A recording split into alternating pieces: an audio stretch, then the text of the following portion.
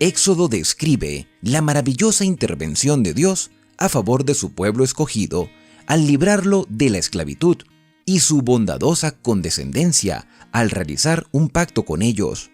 El tema que atraviesa todo el libro como un hilo de oro es el propósito de mostrar que ni la repetida infidelidad del pueblo escogido ni la oposición de la mayor nación de la tierra podrían desbaratar el plan de Dios para su pueblo.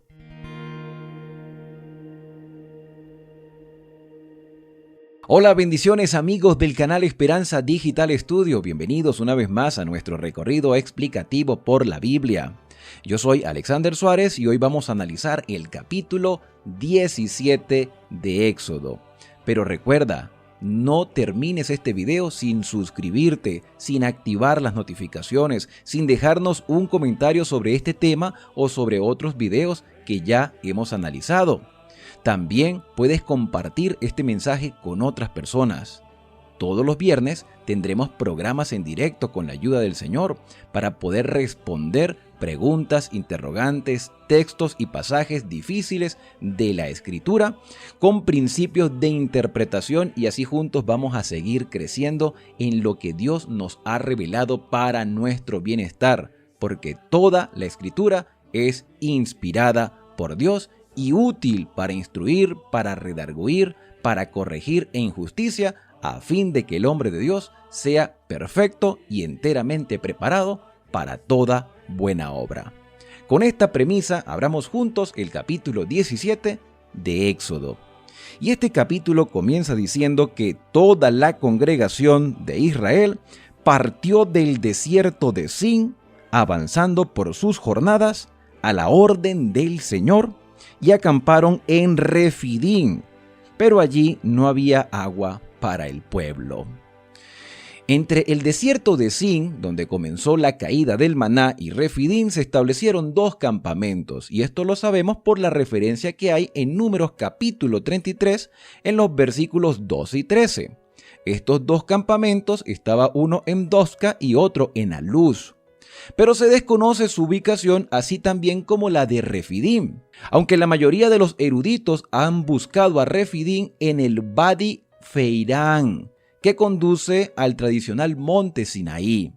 Otros lo han identificado con el Vadi Refayim, principalmente por el parecido de su nombre con Refidim. Este Vadi Refayim está tan solo a unas pocas horas de marcha del monte Sinaí. Este hecho favorece su identificación con Refidim, ya que en varios textos el monte Horeb se usa casi como sinónimo con el monte Sinaí. Ahora, el hecho de que la Biblia haga mención de que no tenían agua es muy relevante por la circunstancia de que ellos estaban viajando en la última parte de la primavera. El pueblo esperaba encontrar agua en los valles. Esto quizás explique el hecho de que no llevaban suficiente cantidad de agua. El lecho seco del río del valle de Refidim produjo una consternación muy grave que cualquiera de las que se hubiese presentado antes. El versículo número 2 muestra al pueblo de Israel altercando con Moisés y dijeron: «Danos agua para beber». Moisés les dijo: «¿Por qué altercáis conmigo? ¿Por qué tentáis al Señor?». En varias ocasiones el pueblo había murmurado, y ya lo hemos estudiado en capítulos anteriores. Ahora se quejó amargamente, puesto que Moisés ya les había dado carne, bueno, Moisés no, Dios a través de Moisés, y pan para comer. Naturalmente pueden haber esperado que también les diese agua, pero su queja reflejaba duda antes que fe. Los hijos de Israel tentaron a Dios al poner a prueba su paciencia y despertar su santa ira debido a su continua falta de fe y de gratitud. Toda su historia de peregrinaciones por el desierto es una historia de provocación. Es asombrosa la longanimidad de Dios con los israelitas que tentaron y enojaron al Dios Altísimo. Así lo expresa el salmista en su Salmo 78, versículo 56. Repetidas veces, dice otro salmo, provocaron la ira con sus obras. Salmo 106, versículo 29. murmuraron en sus tiendas, Salmo 106, 25, se rebelaron junto al mar, Salmo 106, versículo 7, y tentaron a Dios en la soledad, Salmo 106, versículo 14. El texto número 3 de Éxodo 17 muestra que así el pueblo tuvo sed allí y murmuraron contra Moisés y dijeron: ¿por qué nos hiciste subir de Egipto para que muramos de sed nosotros, nuestros hijos y nuestro ganado? En realidad Moisés sacó al pueblo de Israel de Egipto para matarlos de sed. Durante un corto tiempo las palabras de Moisés parecieran haber calmado al pueblo, pero cuando su sed se hizo insoportable, volvieron a Moisés ardiendo de ira, acusándolo otra vez de haber tratado de matar a toda la congregación. Esto es claramente una manifestación de falta de fe después de todo lo que habían visto. Y a veces nosotros nos preguntamos ¿por qué Israel era así? ¿Y es que acaso nosotros no somos iguales con Dios? Vemos las maravillas, los milagros, la obra, la manera como el Señor nos conduce cada día y seguimos ejerciendo falta de fe cuando vienen pequeñas dificultades o adversidades, cuando pareciera que los recursos se están acabando. El versículo número 4 dice que entonces Moisés clamó al Señor: ¿qué haré con este pueblo? De aquí a poco me apedrearán. Moisés siempre llevaba sus dificultades al Señor. Ya lo hemos visto en capítulos anteriores. Por experiencia propia, Moisés había aprendido a tener confianza implícita en aquel que lo había llamado a ser el jefe de su pueblo, y siempre que llegaba al límite de la sabiduría humana, encontraba un auxiliador siempre listo para ayudarle. En realidad la situación debe haber sido muy grave, ya que la vida misma de Moisés estaba en peligro. Notemos que el versículo 4 habla que Moisés expresa que tenía miedo de que lo apedrearan. Como no se ha encontrado evidencia en Egipto de ningún vestigio de muerte por apedreamiento, esta forma de pena capital parece haberse originado aquí en lo que atañe al pueblo de Israel, y sin duda fue sugerida por la abundancia de piedras disponibles alrededor. El apedreamiento posteriormente fue practicado entre los griegos, en el tiempo de las guerras médicas y entre otros pueblos. Era una de las formas más fáciles de matar a un criminal sin derramar su sangre, y muy a propósito en caso de que la gente fuera convocada para vengar un crimen. Crimen como por ejemplo la blasfemia, la idolatría. Sin embargo, aquí en Refidim se trató de un motín, un levantamiento espontáneo para librarse de un jefe odiado a quien tenían por responsable de un sufrimiento intolerable como era la sed. Por cierto, la sed puede ser una tortura de la peor clase. Y aquí esta gente tenía sed, pero se habían olvidado de los milagros que Dios le había hecho. Versículo 5, el Señor responde a Moisés y le dice: pasa delante del pueblo y lleva contigo algunos ancianos de Israel, lleva también la vara con que heriste el río y ve. Llevando consigo algunos de los ancianos entonces como testigos, Moisés debía dejar al pueblo en Refidim y subir a las montañas adelantándose al lugar donde el pueblo estaba acampando. La realización de este milagro había de ser presenciada solo por los ancianos, en contraste con el segundo caso similar cuando se hizo brotar agua en presencia de todo el pueblo. Esto lo vamos a estudiar más adelante en el capítulo 20 del libro de Números. El versículo número 6 dice: yo estaré delante de ti sobre la peña de Oreb, golpearás la peña, dice el Señor, y brotará de ella agua y el pueblo beberá. Y Moisés hizo así en presencia de los ancianos de Israel. El Señor prometió acudir personalmente en ayuda de Moisés. Fue su bondadosa presencia lo que hizo que fluyera agua de la roca, aunque eso no iba a suceder hasta que Moisés la golpeara con su vara para que el pueblo pudiera reconocerlo como su representante. Versículo número 7. Y llamó Moisés a ese lugar Masa y Meriba, que significan prueba y rencilla, por la rencilla de los israelitas que tentaron al Señor diciendo: ¿está el Señor entre nosotros o no? ¡Qué terrible respuesta de Israel! ¿Está el Señor con nosotros o no está?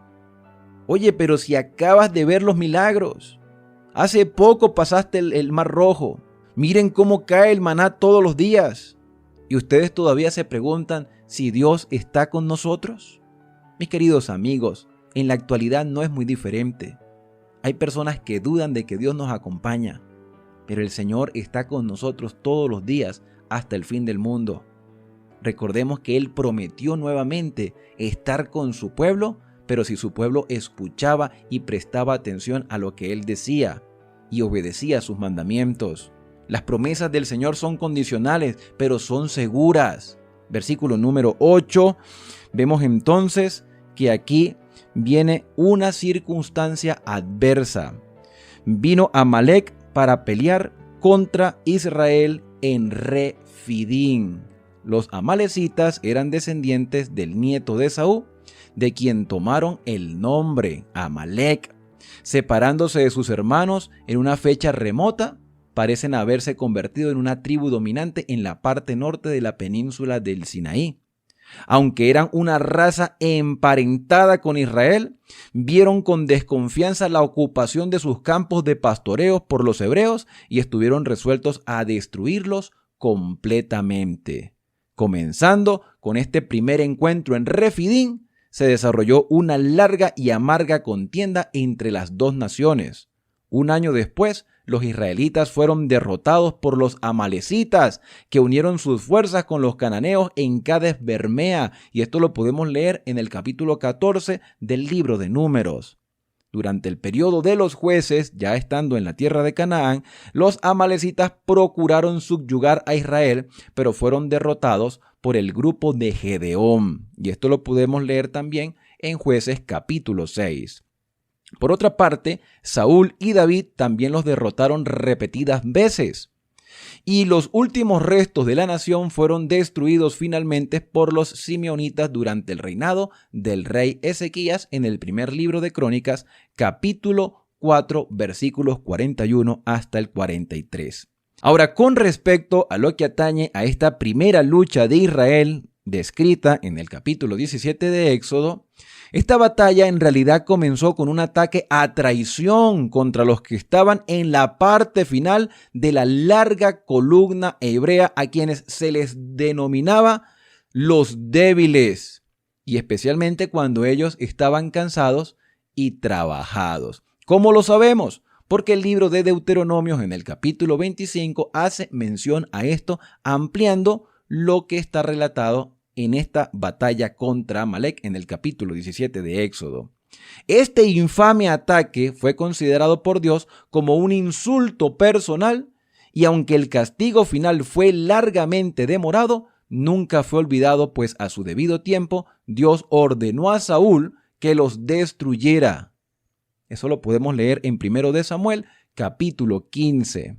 Ahora, debido a las murmuraciones de los israelitas, Dios permitió que los amalecitas atacaran en Refidim. Sigamos leyendo lo que nos dice el relato. Versículo número 8. Moisés dijo a Josué: elige algunos hombres y sal a pelear contra Amalec.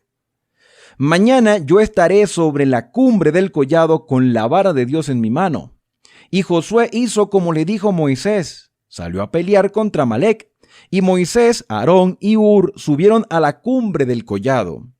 Y cuando Moisés alzaba su mano, Israel prevalecía. Cuando bajaba, prevalecía Amalec. Pero las manos de Moisés se cansaban, por lo que tomaron una piedra y la pusieron debajo de él. Y se sentó sobre ella. Y Aarón y Hur sostenían sus manos, uno a cada lado. Así hubo en sus manos firmezas hasta que se puso el sol. Y Josué deshizo a Amalec y a su pueblo a filo de espada. Versículo 14. Entonces el Señor dijo a Moisés: escribe esto en un libro para memoria y di a Josué que raeré del todo la memoria de Amalec de debajo del cielo. Con respecto a esta circunstancia, el libro Patriarcas y Profetas hace la siguiente mención. Como los hebreos triunfaban cuando Moisés elevaba las manos al cielo e intercedía por ellos, así también triunfará el Israel de Dios cuando mediante la fe se apoye en la fortaleza del Todopoderoso Ayudador. No obstante, el poder divino ha de combinarse con el esfuerzo humano. Moisés no creyó que Dios vencería a sus enemigos mientras Israel permaneciese inactivo. Al mismo tiempo que el gran jefe imploraba al Señor, Josué y sus valientes soldados estaban haciendo cuanto podían para derrotar a los enemigos de Israel y de Dios. Después de la derrota de los amalecitas, Dios mandó a Moisés: escribe esto para que sea recordado en un libro, y di a Josué que borraré del todo la memoria de Amalec de debajo del cielo. Un poco antes de su muerte, el gran caudillo dio a su pueblo el solemne encargo: acuérdate de lo que hizo Amalec contigo en el camino cuando salías de Egipto, de cómo te salió al encuentro en el camino y sin ningún temor de Dios, te desbarató la retaguardia de todos los débiles que iban detrás de ti cuando tú estabas cansado y sin fuerzas. La orden del Señor fue: borrarás la memoria de Amalec de debajo del cielo, no lo olvides. Deuteronomios capítulo 25, versículos del 17 hasta el 19. Tocante a este pueblo impío, declaró el Señor, la mano de Amalec se levantó contra el trono del Señor. Éxodo capítulo 17, versículo 16. Amalec se levantó contra el trono del Señor. Los amalecitas no desconocían el carácter de Dios ni su soberanía, pero en lugar de temerle, se habían empeñado en desafiar su poder. Las maravillas hechas por Moisés ante los egipcios fueron tema de burla para los amalecitas y se mofaron de los temores de los pueblos circunvecinos. Habían jurado por sus dioses que destruirían a los hebreos de tal manera que ninguno escaparía y se jactaban de que el Dios de Israel sería impotente para resistirlos. Los israelitas no los habían perjudicado ni amenazado. En ninguna forma habían provocado el ataque. Para manifestar su odio y su desafío a Dios, los amalecitas trataron de destruir al pueblo escogido. Durante mucho tiempo habían sido pecadores arrogantes y sus crímenes clamaban a Dios exigiendo venganza. Sin embargo, su misericordia todavía los llamaba al arrepentimiento.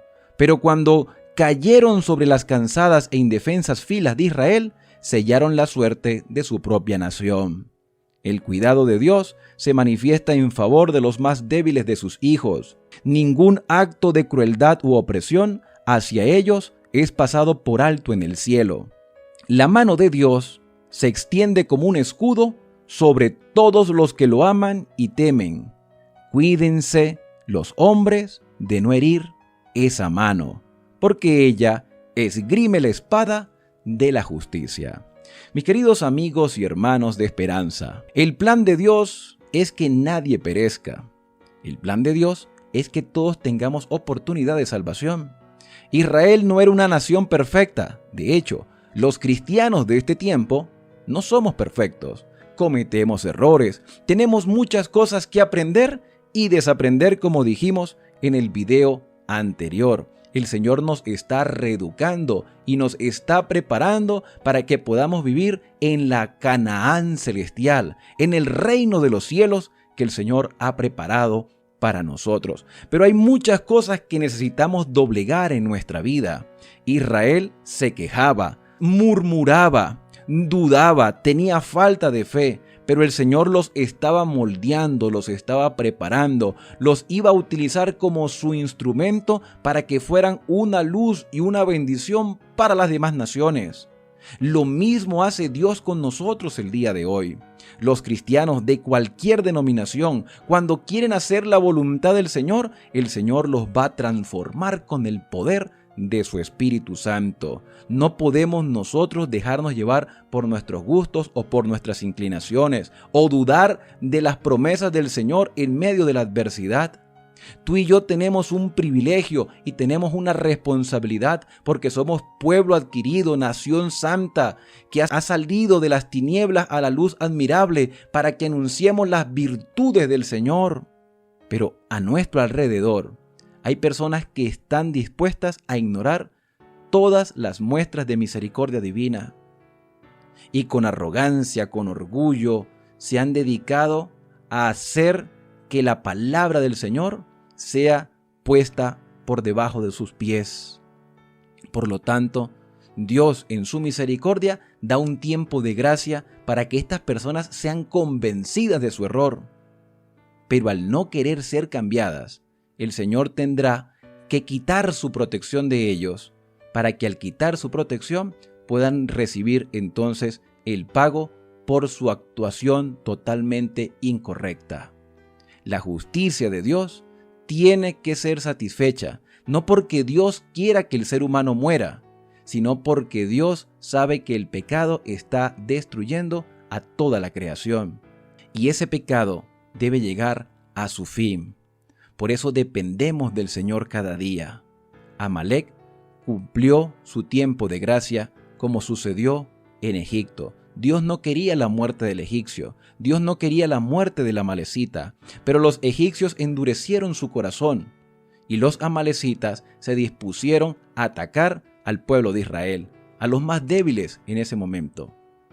Y Moisés, el instrumento divino, fue utilizado por el Señor como una demostración de que el Señor estaba con ellos. La parte final del capítulo 17 dice: Moisés edificó un altar y lo llamó El Señor es mi bandera. Y dijo: por cuanto la mano de Amalek se levantó contra el trono del Señor, y el Señor tendrá guerra con Amalek de generación en generación. Hoy existe un Israel espiritual, pero también existe un Amalek espiritual que está dispuesto a ir en contra de todo lo que Dios dice. Mis queridos amigos, tenemos que dejarnos influenciar por el poder del Espíritu Santo para que Él transforme nuestros pensamientos y no seamos enemigos del trono de Dios, sino que estemos a favor de lo que Dios hace por nosotros. Tenemos que doblegar nuestro orgullo y dejar la murmuración, porque el Señor es nuestro sustentador. Bueno, y hasta aquí hemos llegado con nuestro análisis por el día de hoy en este capítulo 17 del libro de Éxodo. No me quiero ir sin antes saludar y leer los mensajes en los comentarios que ustedes nos han dejado en el video anterior. Kirky Tours TV nos dice que les gustaría el estudio de la escuela sabática diario, que por cierto sí, va a ser diario porque, bueno, por aplastante mayoría ganó la opción de estudiar la guía de estudio de la Biblia diario, Lecciones de Esperanza, así se va a llamar nuestro estudio diario de la palabra del Señor. Ana Rojas dice: buen amanecer, hermano Alexander Suárez, que el Espíritu Santo le guíe, le dirija y le acompañe en su ministerio. Dios le bendiga grandemente. Elsa María Bustamante: gracias a Dios por permitirnos escuchar su mensaje a través de su siervo. Dios le bendiga en gran manera. Feliz semana para usted y su familia y para todos los que se alimentan de este mensaje maravilloso. Maura Vistanzo Beltrán: buenos días, hermanos, Dios les bendiga, feliz semana, gracias por permitirnos disfrutar de las meditaciones de un escrito está. También quiero saludar a Zuli Violeta Vances, que dice: buen día, gracias por el mensaje, que Dios les bendiga y feliz inicio de semana, que Dios le cuide desde Perú. Vilma Martínez hace 3 comentarios. Ella menciona que con respecto al tema que estudiamos de la caída del maná y de la bendición del 7º día de la semana sábado, ella hace un comentario con respecto a que nosotros no somos orientales. Bueno, eso es verdad, nosotros no somos orientales, pero somos habitantes de este planeta. Ese día era para esa época. Además, Cristo resucitó un domingo. Por eso se apartó como día del Señor y nuestro calendario, el 7º día, es el domingo. Mi querida hermana y amiga Vilma, primero muchas gracias por tu comentario. También haces una mención con respecto a que si cumplimos estas leyes, las leyes de la obediencia el sábado, también deberíamos ser circuncidados. Bueno, por lo menos eso es lo que entiendo en el mensaje. El día viernes vamos a hacer nuestro primer directo y vamos a explicar un poco no solamente tu pregunta, sino también la interrogante de muchas otras personas. Sin embargo, yo quisiera adelantarte de que el sábado no fue instituido para los judíos, sino en el Edén, en un mundo sin pecado. Y ese es el fundamento de nuestra fe. ¿Tú te imaginas, por ejemplo, que Adán y Eva no le hubiesen fallado a Dios? El sábado seguiría vigente hasta el día de hoy, y como Dios no se equivoca, el sábado sigue siendo una institución divina inamovible. claro, lamentablemente desconocemos un poco de la historia, muchos, y déjame decirte que yo también desconocía mucho de la historia, de cómo surgió este calendario, pero vamos a hablar de él también el día viernes, así que no te lo pierdas. Nuevamente te agradezco por tu comentario, Vilma Martínez. También quiero saludar a Marlene Guzmán, que dice: buenos días, pastor, Dios les bendiga siempre, gracias por el estudio, me gusta cómo explica. Saludos desde Mérida, Yucatán, en México. También a Karina Delgado, Carmen Ramírez, Bexaber Ramírez, Débora Juana Granados. Y por último tenemos a Aviador, que también le gustaría que el estudio que vamos a realizar el día viernes fuera a las 8 de la noche, hora de México. Yo tengo pensado hacerlo a las 7:30, 8 de la noche, hora de Colombia. Nos tocaría ahí que hacer una publicación con respecto al uso horario de cada uno de los países donde ustedes nos están escuchando y viendo. Y bien, mis queridos amigos y hermanos, la invitación es para mañana.